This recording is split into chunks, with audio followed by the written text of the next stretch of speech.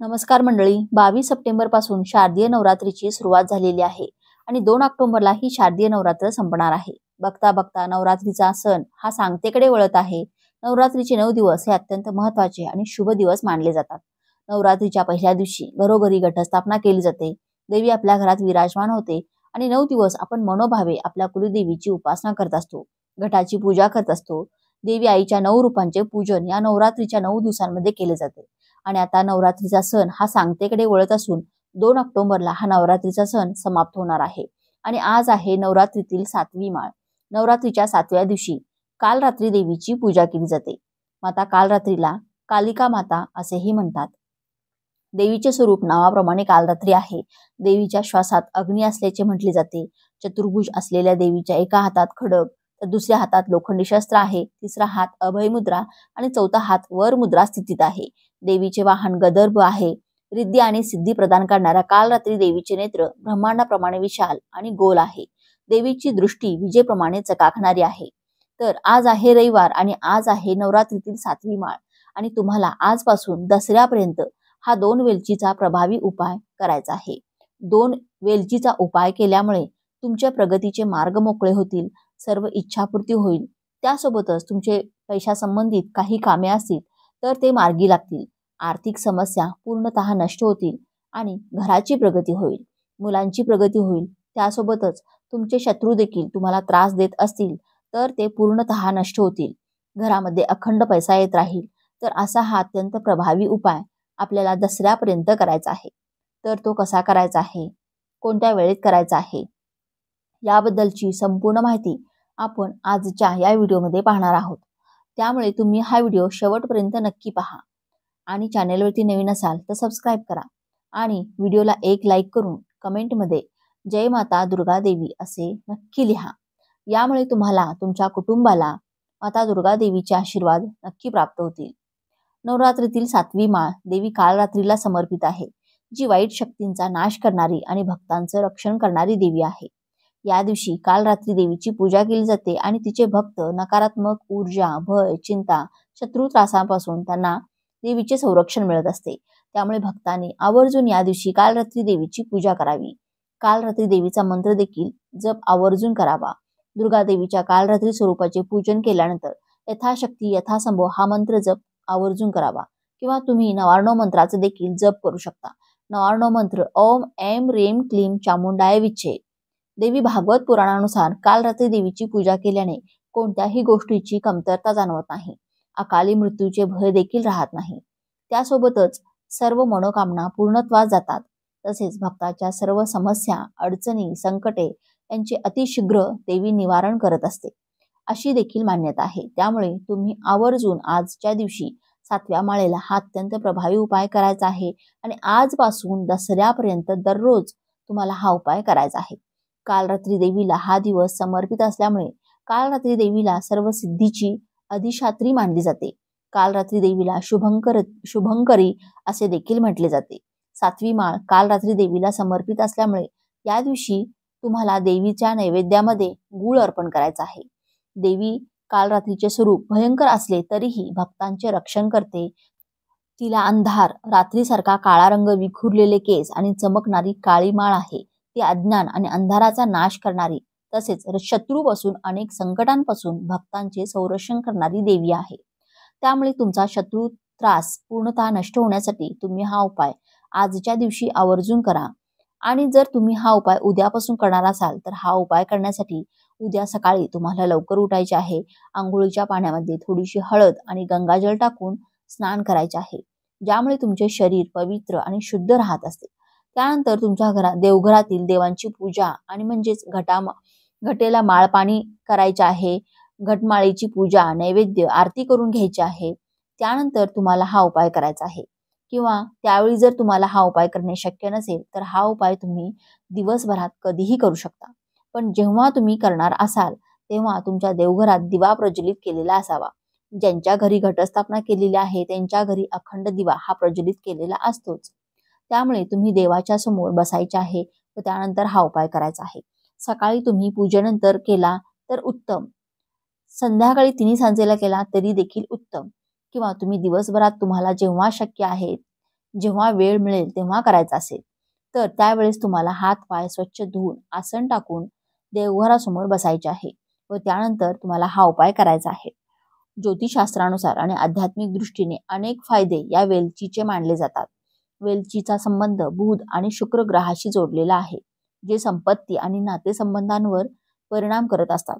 आणि आजचा दिवस हा काल रात्रीचा आहे.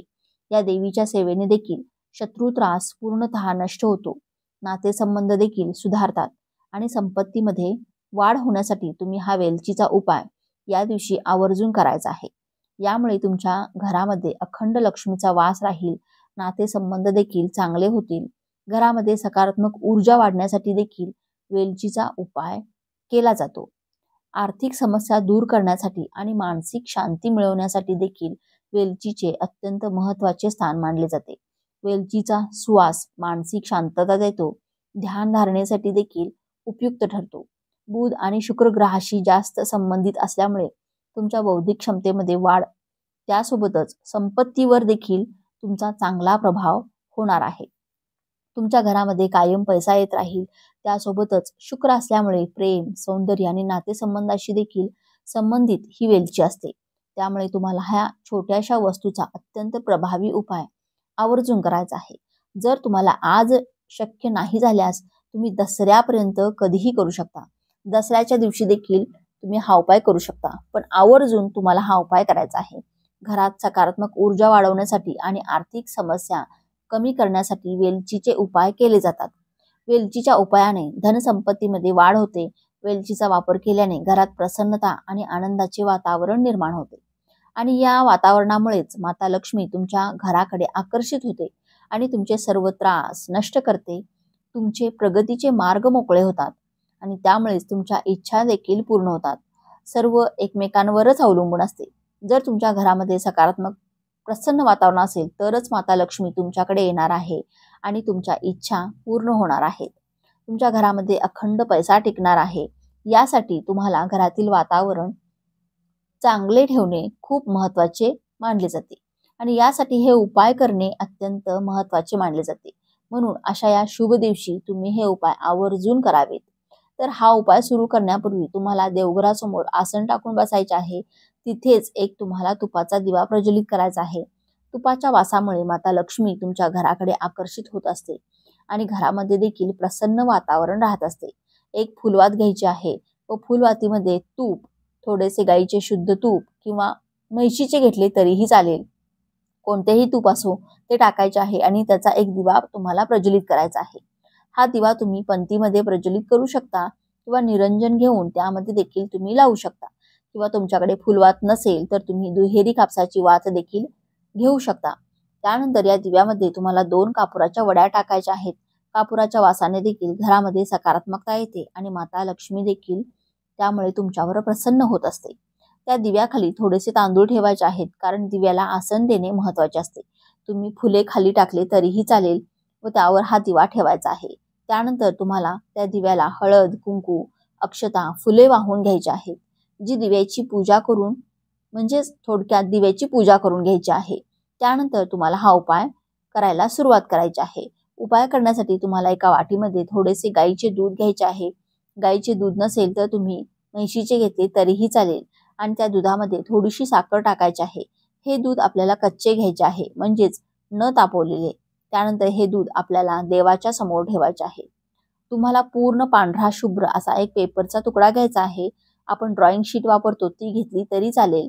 त्यावर तुम्हाला लाल कलरच्या स्केच पेनने जी काही तुमची इच्छा असेल तिथे लिहायची आहे. तुम्हाला कर्जमुक्तीसाठी असेल तर कर्जमुक्ती लिहा, पैसा येण्यासाठी असेल तर आर्थिक समस्या दूर होणे किंवा घरात पैसा येण्याचे मार्ग मोकळे होणे असे लिहा, किंवा नोकरी मिळवण्यासाठी असेल तर नोकरी मिळणे, मुलाची प्रगती होण्यासाठी असेल तर प्रगती होण्यासाठी. अशा प्रकारे तुम्हाला तुमच्या जे काही इच्छा आहेत ती तुम्हाला त्या पानावरती लिहायच्या आहे. तुमची जी इच्छा आहे त्यावर तुम्हाला लिहायचं आहे. त्या तुमच्या इच्छा जेवढ्या इच्छा असतील तेवढ्या इच्छा त्यावर लिहायच्या आहेत. म्हणजे समजा तुमच्या 2 इच्छा असतील किंवा 4 इच्छा असतील तर त्या सर्व इच्छा त्या पानावरती लिहायच्या आहेत. त्यानंतर त्या पानाची तुम्हाला घडी घालायची आहे. त्यानंतर ते घडी केलेला कागद तुम्हाला जे ते दूध आपण वाटीमध्ये घेतलेलं आहे त्याच्या खाली ठेवायचे आहे. त्यानंतर वाटीमधल्या दुधावर तुम्हाला 21 वेळा ओम असे अक्षर काढायचे आहे. दुधावर हे अक्षर उमटणार नाही, पण तुमच्या उजव्या हाताच्या बोटाने तुम्ही 21 वेळा हे अक्षर दुधावर लिहायचे आहे. त्यानंतर तुम्हाला एक हिरवी वेलची घ्यायची आहे आणि त्या दुधामध्ये टाकायची आहे. त्यानंतर इथेच बसून तुम्हाला 108 वेळा 99 मंत्राचे पठण करायचे आहे. ओम ऐं ह्रीं क्लीं चामुंडाय विचे, ओम ऐं ह्रीं क्लीं चामुंडाय विचे असा 108 वेळा तुम्हाला मंत्र जप करायचा आहे. एक वेळा तुम्हाला कनकधारा स्तोत्राचे पठण करायचे आहे आणि एक वेळा श्री सुक्तमचे पठण करायचे आहे. फलश्रुती देखील तुम्हाला श्री सुक्तमची पठण करायची आहे. या प्रकारे सेवा करून झाल्यानंतर त्यानंतर तुम्हाला तुमच्या ज्या काही इच्छा आहेत, ज्या काही तुमच्या इच्छा आहेत त्या पानावर लिहिलेल्या आहेत, त्या तिथे तुम्हाला देवासमोर बोलायच्या आहेत. इच्छा पूर्ण होण्यासाठी मनोभावे प्रार्थना करायची आहे. आणि तुम्ही तिथे जे दूध ठेवलेले आहे वाटीमध्ये, ते दूध थोड्या वेळासाठी तिथेच राहून द्यायचे आहे. त्यानंतर ते अभिमंत्रित झालेले दूध अमृता समान असते. ते दूध तुम्ही प्रत्येकाने ग्रहण करायचे आहे. तुमच्या घरातील प्रत्येक सदस्यांना प्रसाद म्हणून थोडे थोडे द्यायचे आहे. आणि तुमच्या घरातील मुलांना, नवरा बायकोनी किंवा इतर सर्व सदस्यांनी हे दूध घ्यायचे आहे. यामुळे तुमच्या आयुष्यातील सर्व समस्या, सर्व संकट दूर होतील, शत्रू त्रास पूर्णतः नष्ट होईल आणि तुमच्या घरामध्ये माता लक्ष्मी देखील कायम वास करेल. कारण माता लक्ष्मीचे आशीर्वाद यामध्ये असणार आहेत. कारण आपण कनकधारा स्तोत्राचे श्री सुक्तमचे पठण केलेले आहे आणि यामुळे हे दूध अभिमंत्रित झालेले आहे आणि हे सर्व मंत्र माता लक्ष्मीचे आहेत. त्यामुळे आवर्जून तुम्ही हा उपाय करा. आणि ही वेलची देखील तुम्ही नंतर कोणीही खाल्ली तरीही चालेल आणि ती जी इच्छा लिहिलेली चिठ्ठी आहे ती तशीच देवासमोर तुम्हाला राहू द्यायची आहे. आणि दसऱ्याच्या दिवशी किंवा दसरा झाल्यानंतर दुसऱ्या दिवशी तुम्हाला हा कागद, यावरती जी आपण इच्छा लिहून तिथे ठेवलेला आहे तो कागद, सेवा केलेला होता तो कागद आपल्याला पाण्यामध्ये विसर्जित करायचा आहे. अशा प्रकारे हा 2 वेलचीचा उपाय आपल्याला दसऱ्यापर्यंत दररोज करायचा आहे. तुम्ही हा उपाय करून पहा. अत्यंत प्रभावी उपाय आहे. याचे चांगले परिणाम तुम्हाला नक्कीच अनुभवायला मिळतील. हा माहितीपूर्ण व्हिडिओ तुम्हाला आवडला असेल, व्हिडिओ उपयुक्त वाटला असेल तर व्हिडिओला एक लाईक नक्की करा. चॅनलवरती नवीन असाल तर सबस्क्राईब करा आणि या व्हिडिओला जास्तीत जास्त लोकांना शेअर करा. तसेच हा व्हिडिओ आपण सर्वांनी संपूर्ण पाहिल्याबद्दल आपणा सर्वांचे मनपूर्वक आभार. धन्यवाद. जय अंबे दुर्गे नारायणी.